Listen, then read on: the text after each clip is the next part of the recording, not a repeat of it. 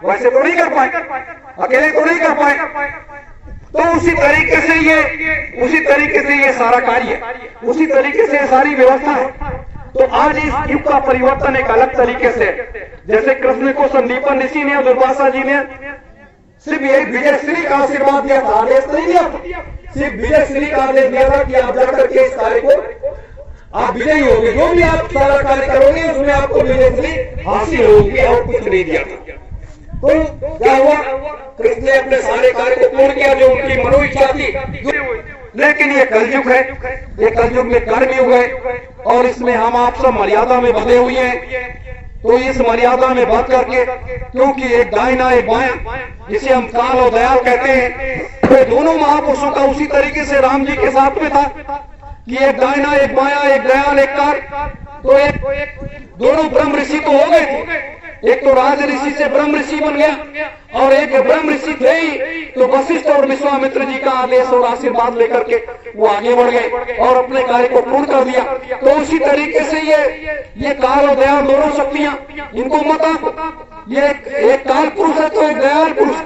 तो ये दोनों महापुरुषों का आदेश और आशीर्वाद लेकर के आज हम आप सब इस मैदान में कूदे हैं।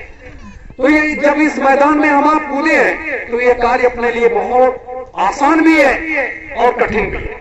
लेकिन आप लोग जितनी भी मेहनत करते हो, जितना भी संघर्ष करते हो, जितना भी प्रचार प्रसार करते हो, वो एक अलग रास्ता दिखाता है, एक अलग रास्ते पर आपको आगे बढ़ने का रास्ता मिलता है। तो इस आध्यात्मिक क्रांति, वैचारिक क्रांति अभियान में आज हम आप सब आगे बढ़ रहे हैं। आज महानायक नेताजी सुभाष चंद्र बोस उर्फ महान संत सम्राट सुभाष जी महाराज के जन्मदिन के शुभ अवसर पर आज हमें आप सबको ये संकल्प लेना होगा कि जब तक अपने गुरुदेव का सारा कार्य पूर्ण नहीं हो जाएगा, जब तक हम शांति के साथ अपने घरों में नहीं बैठेंगे, अपने कार्य की तरफ अनवरत आगे बढ़ते रहेंगे। और आपके अंदर अभी आध्यात्मिक शक्ति और राजनीतिक शक्ति, दोनों शक्तियों की आवश्यकता आपके पास है। जब दोनों शक्तियां आपके अंदर आ जाएंगी तब आप इस कार्य को करने में और आपको आसानी होगी। लेकिन हमें अपनी सरकारों से, हमें अपने देश के राजनेताओं पर कभी भी विश्वास नहीं करना चाहिए। इसलिए विश्वास नहीं करना चाहिए कि हमारे देश के राजनीतिक लोग कभी भी सत्य बोलते नहीं, सही काम नहीं करते, सिर्फ शोषणवादी नीति पर ही सारा काम वो लोग करते हैं और कोई उनकी नीति नहीं है, कोई उनकी योजना नहीं है, कोई उनकी व्यवस्था नहीं है। ये आप निश्चित मान लीजिए। आज देखिए वर्तमान में किसानों का एक आंदोलन बहुत बड़ा दिल्ली के चारों तरफ घेरे हुए बैठा है कि आप ये काम मत करिए, आप ये काम न करिए। हमारे प्रधानमंत्री जी मस्ती के साथ, जैसे रोम जल रहा था और वहां का राजा कीरो बंसी बजा रहा था, वैसे आज हमारे प्रधानमंत्री जी अपनी मस्ती में मस्त है, उनसे कोई लेना देना नहीं। कहाँ क्या हो रहा है, वो तो एक अडानी एक अंबानी को लिए घूम रहे, एक अडानी एक अंबानी को लिए घूम रहे। सब कुछ देश की चराचर संपत्ति उन्हीं की दोनों के कदमों में उन्होंने गिरवी रख दिया, सब कुछ बेच दिया, कुछ नहीं छोड़ा। तो ये क्या हो रहा है? तो ऐसे लोगों पर विश्वास करना मूर्खता ही तो है। और दूसरी चीज, जो लोग धर्म की बात करते हैं, धर्म के परिक्षेत्र में चल रहे हैं, जैसे राष्ट्रीय स्वयं सेवक संघ के अंडर में भारतीय जनता पार्टी है। भारतीय जनता पार्टी जो है वो राष्ट्रीय स्वयं सेवक संघ के अंडर में। हमारे देश में क्या हो रहा है? शराब का व्यापार हो रहा है, मांस का व्यापार हो रहा है, हमारी बच्चियों का व्यापार हो रहा है। तीनों कितने घृणित काम है और तीनों काम हमारी सरकार कर रही है, चाहे वो केंद्र की हो चाहे वो प्रदेश की हो सरकार। तो अब आप बताइए कि क्या करेंगे आप, क्या करेंगे आप? यहां तो हमारे योगी जी इस प्रदेश के राजा हैं। एक सन्यासी व्यक्ति, एक महात्मा व्यक्ति, अगर उससे कहा जाए कि आप दुकान लगा करके मांस की दुकान लगा लीजिए, बैठ जाइए, आपको लोग क्या कहेंगे? शराब की दुकान लगा लीजिए, आप बैठ जाइए, आपको लोग क्या कहेंगे? आप एक कतल खाना खोल लीजिए, इसमें जानवरों को पटवा लीजिए, आपको लोग क्या कहेंगे? तो ये हमारे महात्माओं का। उस समय कहा गया कि नारद तक ने ऐसा कर दिया तो ये हो गया, वो हो गया। तो आज क्या, हमारी सरकारें तो हमें आपको खिला रही है कि आप शराब पी लीजिए, आप मांस खा लीजिए, आप ये कर लीजिए, आप वो कर लीजिए। तो आज नेताजी के जन्मदिन के शुभ अवसर पर हमें आपको ये सारा कार्य अपने दिमाग में बैठा करके रखना है। ये आध्यात्मिक चर्चा नहीं है, ये राजनीतिक परिक्षेत्र। काफी समय के बाद मैंने आपको इस राजनीतिक परिक्षेत्र के बारे में बताया। मेरे धर्म प्रेमी गुरु भाई बहनों, तो ऐसी स्थिति में, ऐसे समय में ये परिवर्तन किसे कहते? एक प्रकृति का नियम है परिवर्तन, और एक युग का नियम है परिवर्तन। और जब भगवान अगर रूठ जाए कोई फर्क नहीं पड़ेगा, और जब महात्मा रूठ जाता है, महात्मा आपसे नाराज हो जाता है, तो उस पूरे ब्रह्मांड में भूचाल आता है। पूरे ब्रह्मांड में भूचाल आता है कि उनके क्रोध को रोक पाना किसी के बस की बात नहीं है, किसी के बस की बात है। तो महात्मा दयालु भी होते हैं, और उनकी दयालुता की प्रकाष्ठा जब काफी ओसी हो जाती है, तब वो अपने को आगे करते हुए दूसरे रास्ते की तरफ आगे बढ़ जाते हैं। तो आज अपने लोग युग परिवर्तन सत्युग स्थापना महायज्ञ की तरफ आगे बढ़ रहे हैं। ये महायज्ञ मैंने कई बार कहा, भूते न भविष्यति, कौन करेगा? हमारे आपके बस की बात नहीं। ये इन महापुरुषों को करना है।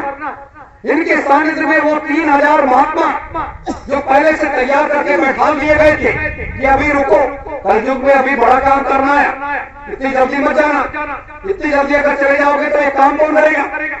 तो इतना बड़ा काम करने के लिए महात्माओं को बैठा दिया गया कि आप बैठे, और जब जरूरत होगी मैं आपको बुला लूंगा। तो आज बुलाने का समय आया। तो आज नेताजी के जन्मदिन पर, और हम यही, मैं अपने देश के प्रधानमंत्री को, वो भारत वर्ष के प्रधानमंत्री हैं, राजा हैं, उनको ये सचेत करना चाहता हूं कि अपने दिल और दिमाग को सही तरीके से रखते हुए आप नेताजी सुभाष चंद्र बोस के बारे में अगर नहीं जानते तो जान लीजिए और समझ लीजिए, और जान करके समझ करके उसके बाद आप कोई कदम आगे उठाइएगा। आज तो वो भी कलकत्ता में है नेता, आज वो भी कलकत्ता में है माननीय प्रधानमंत्री जी, और दूसरी तरफ अपने लोगों का भारतीय सुभाष सेना का भी एक कार्यक्रम वहां आयोजन था, मैं वहां नहीं गया, वहां भी बहुत बड़ा आयोजन लोगों ने किया था। लेकिन अब ये दौर में, इस समय में प्रधानमंत्री जी को चाहिए कि आप कुछ न करो, आप एक मृत्यु का सर्टिफिकेट सार्वजनिक कर दो अपने गृह मंत्रालय से कि फला व्यक्ति नेताजी सुभाष चंद्र बोस थे और वो फला स्थान पर मर गए, उनका अंतिम संस्कार उन्होंने कर दिया, उसका सर्टिफिकेट ही आप जारी कर दो। अगर हिम्मत है आपके पास तो। अगर नहीं कर सकते हो तो ये ढोंग करना, ये बवाल करना, ये सारी चीजें हमारी सरकार को बंद कर देना चाहिए, और उस शख्सियत को लाने के लिए हर संभव प्रयास करना चाहिए। हमारी सरकार को हर संभव प्रयास करना चाहिए कि उनको लेकर के आया जाए, सम्मान के साथ लेकर के आया जाए, लेकिन उसमें सबकी खुशी चली जाएगी। तो उस लाओ या ना लाओ, वो तो अपनी योजना, अपनी व्यवस्था से वो आ ही रहे हैं, देश के और दुनिया के सामने आ ही रहे हैं, तो हमें उसकी चिंता परवाह नहीं। लेकिन हमें आगे के रास्ते को तय करना है, आगे की मंजिल को देखना है।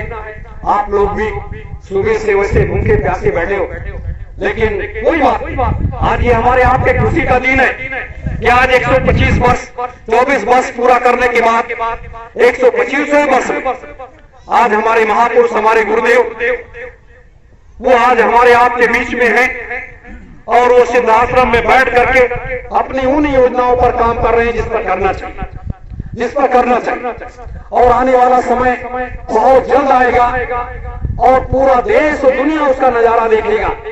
नेताजी का, संत सम्राट जी का यही संदेश है कि बच्चों आगे बढ़ते रहो, आध्यात्मिक क्रांति, वैचारिक क्रांति अभियान को आगे बढ़ाते रहो, और आने वाले समय में जल्दी जब उनका आगमन इस तपोभूमि पर होगा, पूरा संसार देखेगा कि ये क्या हो रहा है, ये कैसे क्या व्यवस्था बदल रही है। आज हमारे देश के संत महात्मा भी झूठ बोलने लगे, आज हमारे देश के संत महात्मा भी दूसरे रास्ते पर चलने लगे। तो ये कैसे चलेगा? ऐसे तो चलेगा नहीं। समय परिवर्तन का है, बदलाव का है, और हमें आपको भारतीय समाज सेना के साथ एक राजनीतिक परिक्षेत्र में और सतयुग तीर्थ के इस आध्यात्मिक परिक्षेत्र में और इस आध्यात्मिक क्रांति और वैचारिक क्रांति अभियान में अपने कदम को आगे बढ़ाते रहना है और आगे बढ़ते रहना है, जिससे कहीं किसी प्रकार की कोई समस्या, कोई परेशानी न आने पाए। और अनुरोध हम आप आगे बढ़ते रहे और ये अभियान पूरे देश में लेकर के जाना। आज भी अपने गुरुदेव अपने लोगों के बीच में है और बहुत जल्द उनका आगमन होगा, पूरा संसार देखेगा और देश के राजनीतिक नेताओं की कलई खुल जाएगी, झूठे संत महात्माओं की भी कलई खुल जाएगी।